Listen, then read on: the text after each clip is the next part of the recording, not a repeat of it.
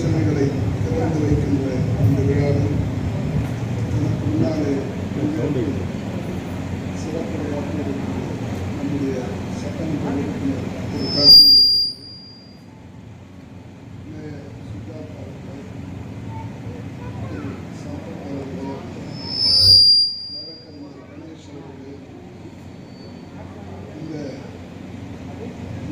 தொகுத்து வழங்கிக் கொண்டிருக்கின்ற கவிஞர்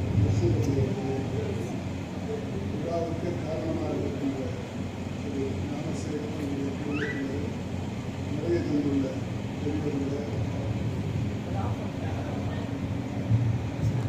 பெரியவர்களே தாய்மார்களே மாணவ செல்வங்களே அவர்களுக்கு திருநாவுக்கரசு அவர்களுடைய 40-50 ஆண்டுகள் பழகுகின்ற வாய்ப்பு இருக்கிறது. பத்திரம் எழுதுறதுனாலே திருநாவுக்கரசு வேறு யாரும் கிடையாது. அந்த பக்கம் போனால் இருப்பாங்க காட்பாடியில். ஆனால் வேலூரில் அவர் தான் ஒருவர். அதற்கு பிறகு கொஞ்சம் பேர் வந்தார். இன்றைக்கு அந்த பணியை மிகச் சிறப்பாக ஞானசேகரன் செய்கிறார்கள். 2001 ஆண்டுகளுக்கு முன்னாலே திருவள்ளுவர் மகன் என்ன செய்ய வேண்டும், தந்தை என்ன செய்ய வேண்டும் என்று இரண்டையும் பற்றி சொல்லியிருக்கிறார். தந்தை மகன் காப்பு நன்றி அவையத்து முந்தியிருப்ப செயல் என்று சொன்னார். மகன் என்ன செய்ய வேண்டாம், மகன் தந்தை காத்து முதல் இவன் தந்தை எண்ணோற்றான் கொண்டிருந்தார் என்று சொன்னார். அப்பா என்ன செய்ய வேண்டும், பையனுக்கு வேண்டிய அனைத்தையும் செய்து கல்வியை கொடுத்து பெரியவர்கள் உட்காரும் போது இவரையும் கூப்பிட்டு உட்கார வைக்கின்ற அளவுக்கு ஒரு மரியாதையை ஏற்படுத்தியிருக்கிறார். செய்வது அவருடைய செயல்களை பார்த்து அப்பா என்ன தவம் செய்திருக்க வேண்டும் இந்த பிள்ளையை பெறுவதற்கு என்று போற்றுகின்ற அளவுக்கு வந்தால் அதுதான் அப்பாவுக்கு நான் செய்கின்ற கடமை என்று சொன்னார். இந்த குடும்பத்தை பொறுத்தமட்டில் அவர் 91 ஆண்டுகள் வாழ்ந்து 92வது வயதிலே திருநாவுக்கரசு அவர்கள் ஏற்பட்டார். 1 லட்சம் அதுக்கு முன்னாலே மிக சாதாரணமாக வாழ்க்கையை தொடங்கி என்னுடைய கடின உழைப்பான இந்த அளவுக்கு வளர்ந்தவர் திருநாவுக்கரசு. ஞானசேகரனை பார்க்கும்போது எனக்கு பொறாமையாகவே இருக்கு. எந்த பிள்ளையும் அப்பாவுக்கு செலவச்சுதான் பார்க்கணும். தலைவர் பற்றிலாம் வைக்கிறாங்க. அதிகமாக போனால் படம் கருப்பாங்க. எனக்கு தெரிஞ்சு ஒரே மகன் ஞானசேகரன் தான் அப்பாவுக்கு. நான் வியப்போடு அவரை நான் பார்த்துள்ளேன்.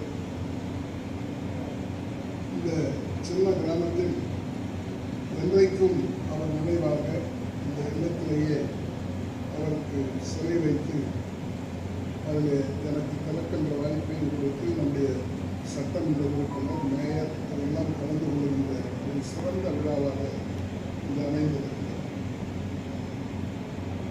குடும்பத்தில் நம்முடைய கலைஞர் லட்சுமதி அவர்கள் சொன்னதை போல குடும்ப உறவிலேயே சிறந்த உறவு என்பது அப்பா அம்மா தான். அதற்கு பிறகுதான் உலகமே. அதைத்தான் அவர் சொன்னார்.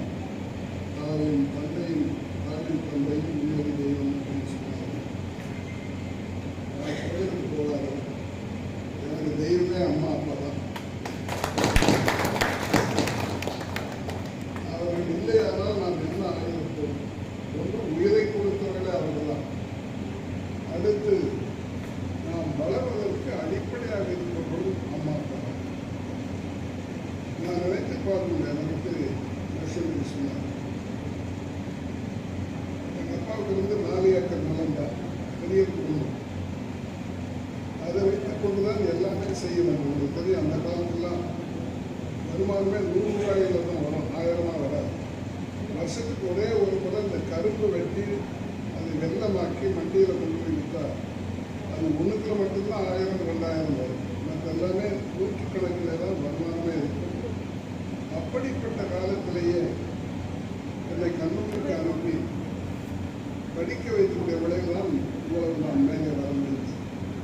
அதற்கு பிறகு அண்ணா அவர்கள் வாழ்க்கையில் என்னை அழைத்து நாடாளுமன்றத்துக்கு அனுப்ப தொடர்ந்து தலைவரோடு பழகின்ற வாய்ப்பும் அவர்களுடைய அறிவுரைப்படி நடந்து முன்னேற முடியும். இந்த கல்விக்கு எவ்வளவு முக்கியத்துவம் உண்டு என்பதையும் இதில் நீங்கள் பார்க்க வேண்டும். இப்போ ஞானசேகரன் தற்போது எல்லாம் படிக்க வைக்கிறார். ஆனால் என்ன பிரச்சனை, நம்முடைய மாவட்டம் கல்வியிலே முதலிடத்தில் இருக்க வேண்டும், நாடே இருக்க வேண்டும். ஆனால் நாடு இல்லை. நாம் வந்து உயர்கல்வியில் மிகவும் பின்தங்கி இருக்கிற நாடுகளில் ஒன்றாக இருக்கிறோம். அதற்கு காரணம் கல்விக்கு நிறைய பணம் தேவைப்படுகிறது. அரசாங்கம் பணத்தை செலவழித்தால் முடிய கல்வியை பரவலாக்க முடியாது. ஆனால் அரசுகள் அதிகமாக பணத்தை கல்விக்கு செலவிடுவதில்லை. நீங்கள் கூட பார்த்துப்பீங்க தேர்தலில். நான் அந்த கட்சியை கூட சொல்ல ஆளுங்கட்சிக்காரர்கள் இருக்காங்க. நாங்கள் என்னென்ன கொடுப்போம்னு சொல்கிறாங்க. ஆனால் கல்வியை கொடுப்போம்னு யாரும் சொல்கிறது இல்லை. இவங்களும் கேட்கறது இல்லை. இதாக கொடுத்தா அவங்க ஓட்டு கொடுப்போம். இந்த நிலை மாற வேண்டும். அதனால தான் உயர்கல்வியில் நம்ம 27% இருக்கிறோம். 18 வயதிலிருந்து 23 வயது வரை இருப்பவர்கள் உயர்கல்வி பெற தகுதி பெற்றோர். அவர்களில் எவ்வளவு பேருக்கு உயர்கல்வி கிடைக்கிறது? ஸ்கூல் முடிச்சு அதுக்கு மேலே ஏதாவது டிகிரி, டிப்ளமோ ஏதாவது வந்து பார்த்தீங்கன்னா இந்தியாவுடைய சராசரி 27% தான். ஆனால் தமிழ்நாடு நாம் முன்னணியில் இருக்கோம். நாம் 50% தாண்டி இருக்கிறோம்.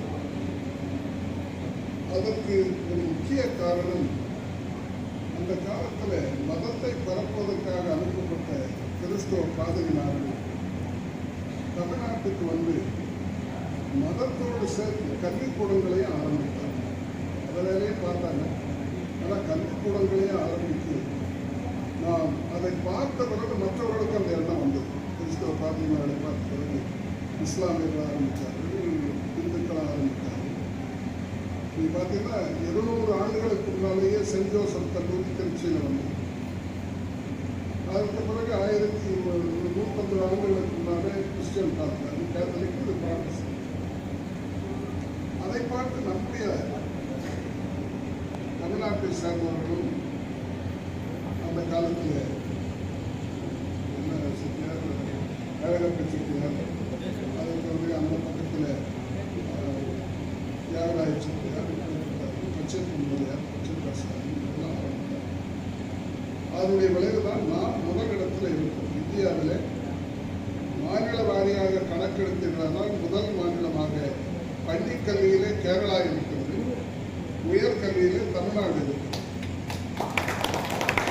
இது எல்லாம் பெற்றோர்களாக தான். அரசாங்கம் நினைத்தால் இன்னும் அதிகமாக ஆக்க முடியும். காரணம், அரசு பள்ளி அல்லது அரசு கல்லூரிக்கு போனால்தான் இலவச கல்வி அல்லது குறைந்த கட்டணத்தில் கல்வி. தனியார் பள்ளிக்கோ தனியார் கல்லூரிக்கோ போனால் கட்டணம் செலுத்த வேண்டும். எல்லோராலும் அதை செலுத்த முடியவில்லை. அதனால் ஒரு பகுதி தான் உயர்கல்விக்கு போகிறார், மற்றவெல்லாம் பள்ளியோடு நிறுத்தி விடுகிறார். அதுவும் பெண்களால் தான் நிறைய பேர் அனுப்புறது. இப்போ பரவாயில்ல, இந்த காலத்துலாம் பிள்ளைகளை பள்ளிக்கூடத்துக்கு அனுப்ப மாட்டாங்க. கிராமமாக இருந்தால் அதிகபட்சம் 5வது வரையும் படிக்க வைப்பாங்க. அந்த ஊரில் பள்ளிக்கூடம் போகலாம், வெளியூர் போனால் அதே அனுப்பும். அப்படிப்பட்ட சூழ்நிலை ஒரு காலத்தில் இருந்தது. இப்பொழுது அது மாறிவிட்டது. பெண்களும் படிக்க ஆரம்பித்து விட்டார்கள், படிக்க வைக்கிறார். ஆனால் ஏழை மக்களும் நடுத்தர மக்களும் இன்னும் உயர்கல்விக்கு போக வேண்டும். இது நம்ம தமிழ்நாடு முன்னணியில் இருக்கிறதால இவ்வளோ இருக்கும். இப்போ பிற்பட்ட மாநிலங்கள் எல்லாம் பீகார், யூபி எல்லாம் இருக்குது. பீகாரில் 15 பேர் தான் படிச்சிருக்காங்க. நாம் 50 பேர், அவர்கள் 15-16% தான்.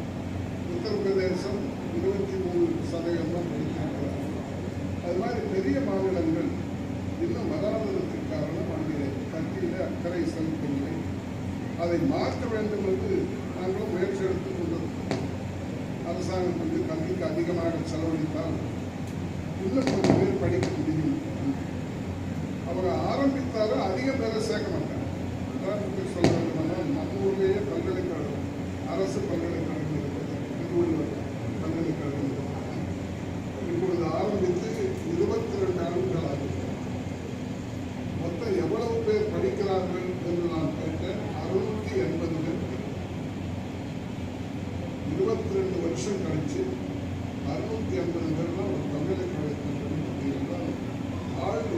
காரணம் அல்ல.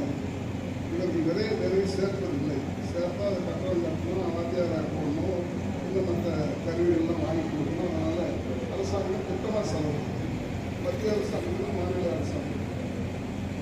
கல்வி என்பது பொதுப்பட்டியலில் உள்ளது. இந்திய அரசியல் சட்டத்தில் மத்திய அரசுக்கு சம்பந்தப்பட்டது, மாநில அரசுக்கு சம்பந்தப்பட்டது. ரெண்டு பேரும் சேர்ந்து இதை செய்ய வேண்டும். நான் கல்வியை பற்றி இவரோடு பேசுறது காரணம், அந்த கல்வி இருப்பதனால்தான் நாம் மேலே வர முடியும். இன்றைக்கு ஐஐடியில் இங்கே 40,000 மாணவர்கள் படிக்கிறார்.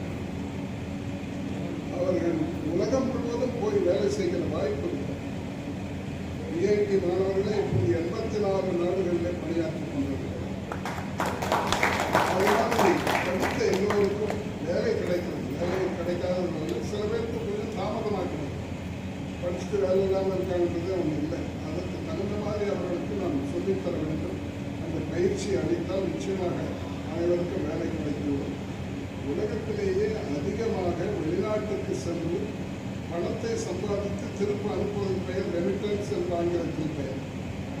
அந்த ரெமிட்டன்ஸ் உலகத்திலேயே நாம் தான் முதலிடத்தில் இருக்கிறோம். இந்திய நாடு குறைவான உயர்கல்வி இருந்தும் இதிலேயே இவ்வளவு பேர் வெளிநாட்டுக்கு போய் மத்திய கிழக்கு நாடுகளில் அறிவியல் நாடுகளில் இருக்கிறார்கள், அமெரிக்காவில் இருக்கிறார்கள், ஐரோப்பாவில். அவள் அனுப்புகின்ற பணம் போன வருஷம் 2023 10 லட்சம் கோடி வந்திருக்கிறது. 10 லட்சம் கோடி இந்தியாவுக்கு ரெமிட்டன்ஸாக அந்நிய நாடுகளிலே சம்பாதித்து நம்முடைய இந்தியர்கள் அங்கிருந்து அனுப்பிய பணமே 10 லட்சம் கோடி. அதில் முதலிடத்தில் இருப்பது கேரளா, தமிழ்நாடு, மகாராஷ்டிரா போன்ற மாநிலங்கள் தான் அதிகமாக இங்கிருந்து வெளியேற்ற இருக்கிறார்கள். அதற்கு கல்விக்கு முக்கியத்துவம் கொடுத்தால் காரணம். இந்த கல்விக்கெல்லாம் அடிப்படையாக இருப்பது பெற்றோர்கள் தான். அதைத்தான் நான் சொல்ல முடியும். பெற்றோர்கள் இல்லை என்றால் அரசு மட்டுமே படிக்கின்ற பள்ளியில் அரசு கொடுக்குற கல்வியை மட்டும் படித்தால் இவ்வளவு பேர் படிக்கவே முடியாது. எப்படியாவது கஷ்டப்பட்டு பெற்றோர்கள் படிக்க வைக்கிறார்கள். அதனால்தான் அந்த காலத்திலேயே 16ஆம் நூற்றாண்டிலே ஒரு மன்னனே கவிஞனாக இருந்தார். அதிவீரராம பாண்டியன் என்று பெயர். அவன் ஏழைகளை பார்த்து சொன்னால், கற்கை நன்றே கற்கை நன்றே பிச்சை துகிலும் கற்கை நன்றே. முடியலன்னா பிச்சை எடுத்தாவது படிக்க வேண்டும் சொன்னார். அது ஏழைகளுக்கு சொன்னார். கொஞ்சம் வசதியானவர்களை பார்த்து பாரதியார் சொன்னார். நிறைய பேர் பணம் கொஞ்சம் கையில் இருந்தால் கோயிலுக்கு கொடுத்துருவாங்க, உண்டியில் போடுவாங்க. அதனால தான் பாரதியார் சொன்னார், அன்ன சத்திரம் 1000 வைத்தல், ஆலயம் 10,000 நாட்டல், அங்கு யாவிலும் புண்ணியம் கோடி, ஆங்கோரி ஏழைக்கு எழுத்தறிவித்தல் என்று சொன்னார். கோயில் சத்திரம்லாம் அங்கே வச்சுக்கோங்க. இல்லை அந்த பக்கத்தில் படிக்கலன்னா நமக்கு யாராவது கையமே படிக்கிறவங்க அதில் ஒரு புண்ணியம் அதிகம் கிடைக்கிறது வசதியானவர்களுக்கு சொன்னார். நம்முடைய மாவட்டத்தில் நாம் அதை நடவடிக்கை எடுத்திருக்கிறோம். எல்லோரும் அதில் பங்கேற்க வேண்டும் என்று நாம் கேட்டுக்கொள்கிறோம். அனைவருக்கும் உயர்கல்வி என்ற ஒரு அறக்கட்டளை ஏற்படுத்தி 10 ஆண்டுகளாக 11ஆவது ஆண்டு. அதில் யாரும் 10ஆம் வகுப்போடு 12ஆம் வகுப்போடு நின்றுடாமல் பார்த்துக்கொள்ளும். எது கிடைக்கிறதோ எது விரும்புகிறார்களோ அந்த உயர் படிப்பை ஒரு டிகிரி அல்லது டிப்ளமோ படிக்க வேண்டும் என்று சொல்லி அவர்களுக்கு ஊக்குவித்து, அதில் குறிப்பாக ஏழைகள் தான் அதிகம் பேர் கிராமப்புறத்தில் போட்டு படிக்கிறது. நகர்ப்புறத்திலே கொஞ்சம் பேர் இருக்கிறார்கள். இதுவரையில 8400 பேர் வேலூர் மாவட்டத்தில் மட்டும் 8400 பேருக்கு கல்வி உதவித்தொகை வழங்கி திருப்பத்தூர் ஆரம்பித்து அரக்கோணம் வரை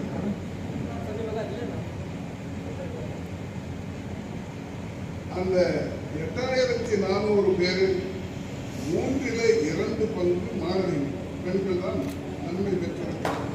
ஆக அவ்வளவு பேர் படிக்க ஆரம்பித்திருக்கார். அதுக்குள்ளாக நம்ம ஊரில் நாம பின்தங்கி இருந்தோம். இந்த வட மாவட்டங்களை கல்வியில் பின்தங்கி கன்னியாகுமரி, திருநெல்வேலி தான் முதலிடம் கல்வியை கொடுத்தது. அதற்கு அடுத்து தஞ்சாவூர், திருச்சி வர ஆரம்பித்தது. அதற்கப்புறம் மேற்கு மாவட்டங்கள், கோவை மாவட்டங்கள்லாம் படிக்க ஆரம்பித்தோம். நாம் கடைசியாகத்தான் படிக்க ஆரம்பித்தோம். நான்லாம் மாணவனாக இருக்கும்போது, பள்ளி மாணவனாக இருக்கும்போது ஆசிரியர்களே பெரும்பாலும் அங்கே இருந்தாலும் வருவார். நம்ம ஊர்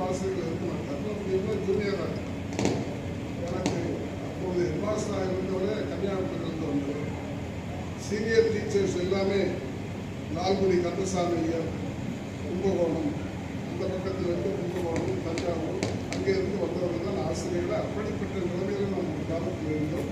இப்பொழுது அதில் இருந்து மாறினார். ஆனாலும் இன்னும் நாம் நேரிடத்தில் போக வேண்டும். அமெரிக்காவில் உயர்கல்வி பெற்றவருடைய எண்ணிக்கை 90%. நாம் 27% இருக்கும். தமிழ்நாடு 50 தாண்டி. என்னுடைய விருப்பம் அல்லது அளவு கடந்த விருப்பம்னு சொன்னோம். நாம் அமெரிக்காவோடு போட்டி போடுற அளவுக்கு இந்த மாவட்டம் இந்தியாவே வளர வேண்டும். இந்தியா தமிழ்நாடு முதலிடத்தில் இருக்க வேண்டும். தமிழ்நாட்டில் நம்முடைய மாவட்டம் முதலிடத்தில். அதுக்கு நம்ம எம்எல்ஏ, மேயர் போன்றவர்கள் உதவி செய்ய வேண்டும். நீங்களும் செய்ய வேண்டும். இப்பொழுது அந்த எதில் எப்படி இது வரைக்கும் 10 கோடியே 50 லட்சம் ரூபா கொடுக்கணும் இந்த உதவிக்கு. அந்த பணம் எங்கிருந்து வருதுன்னா கிட்டத்தட்ட பாதி பணத்தை பிஹெச்டியில் இருக்கிற பேராசிரியர்களை கொடுத்துள்ளது. ஆண்டுதோறும் என்னுடைய பிறந்த நாள் விழா வரும்போது ஒரு நாள் சம்பளத்தை கொடுக்கிறார். இந்த வருஷம் ஒரு நாள் சம்பளமே 85 லட்சம் ரூபா வந்தது. அது அப்படியே நான் மற்றவர்கள் அது மாதிரி கொடுக்கிறாரு. கொஞ்சம் வெளியில இருந்து பொதுமக்களும் அதற்கு தன்னை காணிக்கை அளிக்கிறார். அது மாதிரி ஒரு நாள் ஊதியம், ஒரு நாள் சம்பளத்தை கொடுத்தாலே போதும், எல்லோரையும் படிக்க வைக்கும். நாம் முதலிடத்துக்கு வர முடியும். படிக்காதவர்களே கிடையாது, உயர்கல்வி பெறாதவர்களே கிடையாது என்கிற ஒரு சூழ்நிலையை நம்முடைய 806 மாவட்டங்கள் இந்தியாவில் இருக்கின்றன. நாம் ஒரு மாவட்டத்திலே தான் அதை செய்து கொண்டிருக்கிறோம். அரசாங்கத்தின் உதவி இல்லாமல் ஏழைகள் படிக்க முடியும் என்பதற்கு நாம் உதாரணமாக இருக்கிறோம். இதை எல்லோரும் செய்தால் நல்லது, எல்லா மாவட்டத்திலும் செய்தால் நல்லது. ஆனால் நாம் அதில் முன்னிலையில் இருக்க வேண்டும். அதனால் இன்னொன்றையும் நம்மால் செய்ய முடிகிறது. குழந்தை திருமணங்கள் அதிகமாக நடக்கின்ற மாவட்டங்களில் நம்முடைய மாவட்டம்.